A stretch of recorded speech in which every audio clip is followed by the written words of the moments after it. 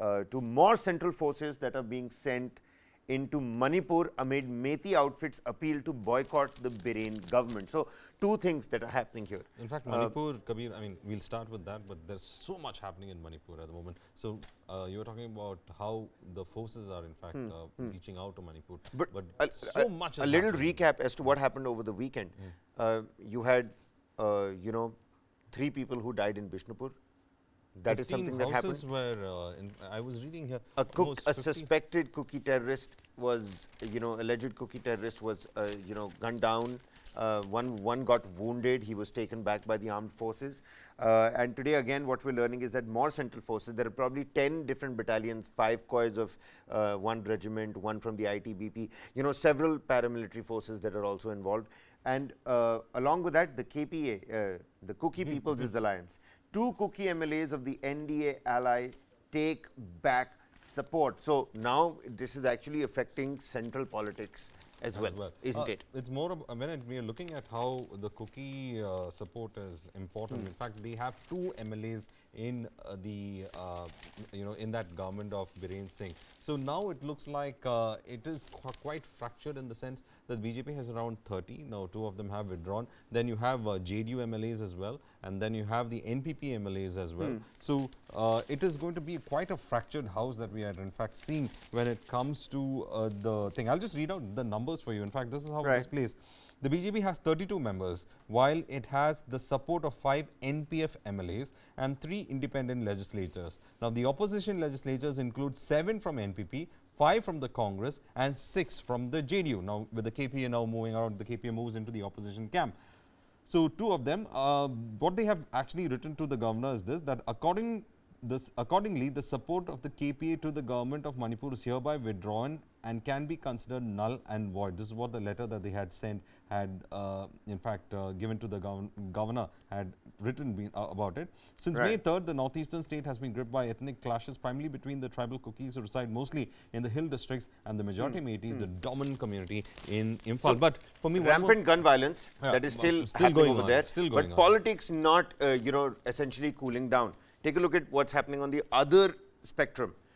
Tribal body accepts Shah's invite for talks. And what tribal body is this? It's the Indigenous Tribal Leaders Forum, the ITLF, representing various Zo-ethnic groups in Manipur, has accepted Home Minister Amit Shah's invitations for discussions with the centre in the national capital. This is sources close to Mizoram Chief Minister Zoramthanga that have come out. The Hindu has also in fact said that when it comes to the Mizoram Chief Minister, he's playing a very active role, especially when it comes to back balance talks or back channel talks that are happening between the government as well as the stakeholders in Manipur. So he's playing a very important and active role on that fact. He's able to facilitate these talks as such. And interestingly enough, over here, you have in fact mentioned all the number of people who are there.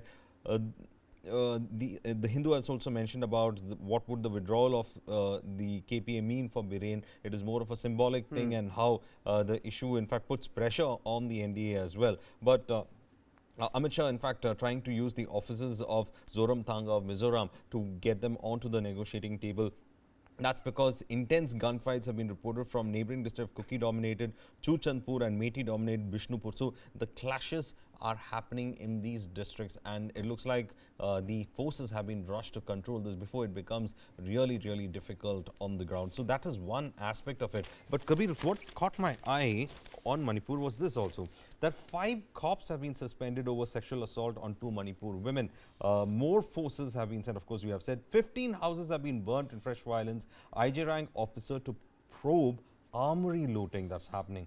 So that is the most important story. I think the Manipur government has suspended 5 police personnel over the May 4 incident in which 2 women were allegedly stripped and paraded by the mob.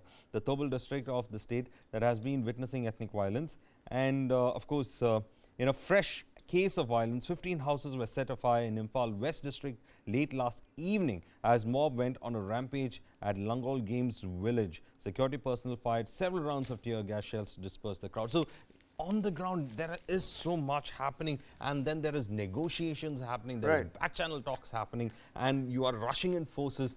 What does it all mean? And then the political developments. It just says that the Manipur situation is becoming a quagmire of sorts. Take a look at this. Of an official document, it says 5 COIs of the CRPF, 3 COIs of the BSF, 1 COI of the ITBP, and 1 COI of the SSB that have been mobilized. So essentially 10 companies that landed have already landed in Manipur. But interestingly, take a look at this. Hindustan Times e-copy. You know, so much gets lost, and you know, you've been talking about historical negativities. I hope this doesn't turn into historical negativity, because you can only make sense of you know, history when you look back. As villagers get raised, Israel's lost tribe in Manipur has been hit hard by ethnic violence.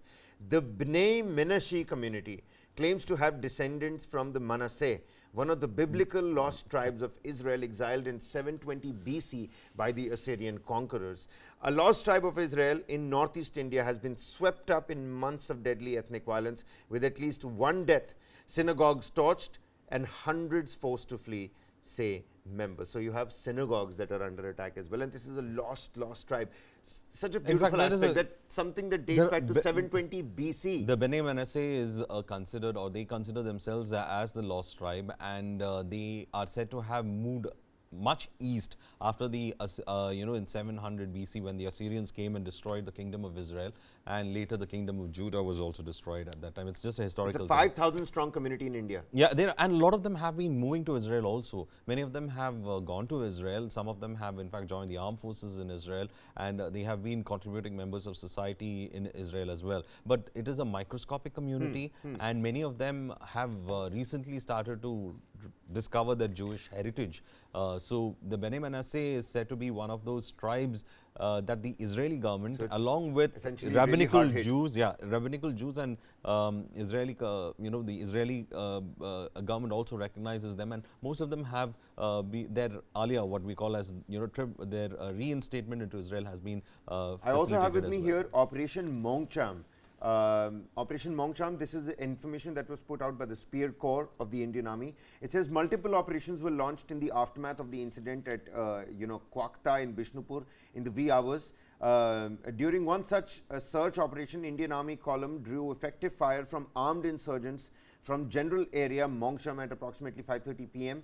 Own troops retaliated in a calibrated manner, and in the ensuing firefight, one armed insurgent of the KIA, which is a non-suspension of arms group, sustained a gunshot wound and has been apprehended, while others managed to escape. There are other visuals also that are doing the rounds, where there's a proper, we're not, of course, not going to play those visuals out until we know that we have actually corroborated those shots. But you know, it's all over the social media that the Indian Army and the Manipur police are constantly at loggerheads. Now it is turning into quarrels, it is turning into pointing of guns at each other. Initially, you know, there was talks about how when the army was moving into certain areas, they are supposed to be getting in touch with the SHOs and other thing, because it is a part of the courtesy factor. They were supposed to operate in cohesion, but they are saying that they are facing a lot of resistance, and a lot of sources have been saying from the army that the Manipur police has been uncooperative. What's peculiar about the situation is that you just don't know who to believe at face value. I mean, that's how the you know, the delicacy of the situation on the ground is such that you just don't know what to take on face value. Over here, you know, yesterday I was going through a tweet by the Manipur police. And the Manipur police says, it's a long, expansive tweet, and it's talking about essentially, you know, all these misleading reports about how many guns out there in the open, how many guns were stolen from the armories.